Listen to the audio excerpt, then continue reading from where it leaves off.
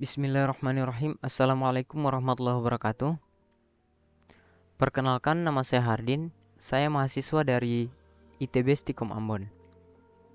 Pada kesempatan kali ini, saya akan mempresentasikan materi tentang pengembangan pariwisata. Oke, kita langsung saja. Pariwisata. Pariwisata adalah kegiatan seseorang dari tempat tinggalnya untuk berkunjung ke tempat lain dengan perbedaan waktu kunjungan dan motivasi kunjungan. Pariwisata juga merupakan salah satu jenis industri baru yang mampu menghasilkan pertumbuhan ekonomi yang cepat dalam penyediaan lapangan kerja, peningkatan penghasilan, standar hidup, serta menstimulasi sektor-sektor produktivitas lainnya. Selanjutnya, pengembangan strategi wisata. Menurut Undang-Undang Republik Indonesia Nomor 18 Tahun 2002, pengembangan strategi wisata adalah kegiatan ilmu pengetahuan dan teknologi yang bertujuan memanfaatkan kaidah dan teori ilmu pengetahuan yang telah terbukti kebenarannya untuk meningkatkan fungsi, manfaat, dan aplikasi ilmu pengetahuan dan teknologi yang telah ada atau menghasilkan teknologi baru. Pengembangan pariwisata menurut Spillane tahun 2002, pengembangan pariwisata memiliki dampak positif maupun negatif, maka diperlukan perencanaan untuk menekan sekecil mungkin dampak yang ditimbulkan. Dampak positif yang diambil dari pengembangan pariwisata antara lain yang pertama, penciptaan lapangan kerja, di mana pada umumnya pariwisata merupakan industri padat karya di mana tenaga kerja tidak dapat digantikan dengan modal atau peralatan. Yang kedua, sebagai sumber devisa asing.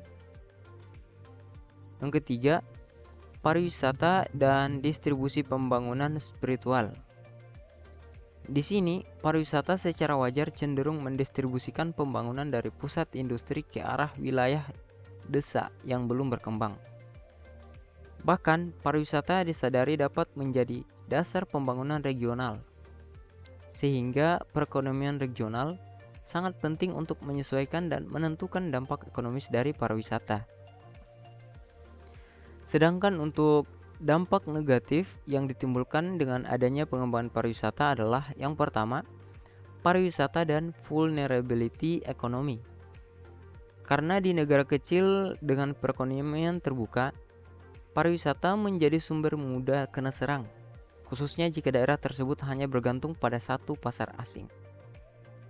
Yang kedua, polarisasi spesial dari industri pariwisata, di mana perusahaan besar mempunyai kemampuan untuk menerima sumber daya modal yang besar dari kelompok besar perbankan atau lembaga keuangan lain. Sedangkan perusahaan kecil harus tergantung pada pinjaman atau subsidi dari pemerintah dan tabungan pribadi. Hal ini menjadi hambatan di mana terjadi konflik antara perusahaan kecil dan perusahaan besar. Yang ketiga, sifat dalam pekerjaan industri pariwisata cenderung menerima gaji yang rendah. Itu dikarenakan sifat dari pariwisata menjadi kerjaan yang musiman.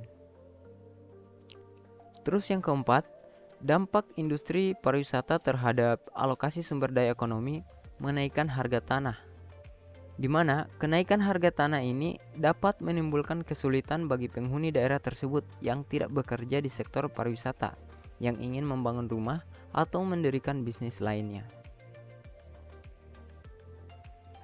Terus yang kelima adalah dampak terhadap lingkungan. Dampak terhadap lingkungan di sini bisa terhadap polusi air dan udara, kekurangan air, keramaian lalu lintas, dan kerusakan dari pemandangan yang tradisional. Oke teman-teman, kiranya itu saja presentasi dari saya. Kurang dan lebihnya mohon dimaafkan dan saya akhiri. Wassalamualaikum warahmatullahi wabarakatuh. Terima kasih.